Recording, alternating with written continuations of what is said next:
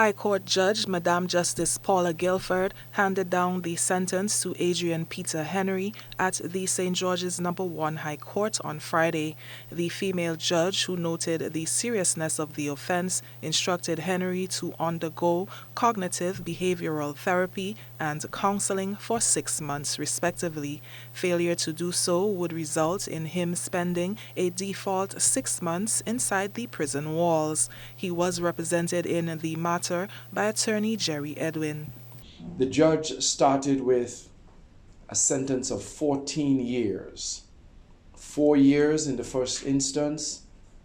Then she increased the sentence by 10 years and an additional 9 years. What the judge considered was the economic loss which the Branch family and the residents on the estate experienced. Several people lost their jobs. Mr. Branch's family, for example, lost their livelihood. A determination was made by a psychiatric expert, Dr. Dirk Burkhardt, that as a result of Mr. Henry's prolonged history of alcoholism, and this was supported by the psychologist Mr. Josh Hector, Mr. Henry is dangerous as a result of his impulsivity.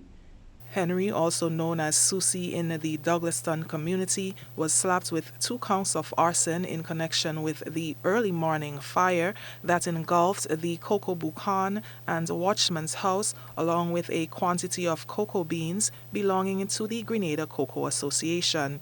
However, Henry was only convicted on 1 count of arson by a jury of his peers. According to the evidence at the trial, he was underpaid because he had damaged some property on Mr. Branch's property, and Mr. Branch informed him, "Until you repair the damage, I am going to withhold your salary." Well, Mr. Henry apparently did not like that conclusion, and he informed neighbors, friends, anyone who would listen, quote, "I am going to burn down the Boucan." The 300-year-old historical plantation, which measured 600 acres, was owned by the Branch family and offered a unique ecotourism experience. The loss is estimated to be in the region of $500,000. For GBN News, I'm Nisha Paul.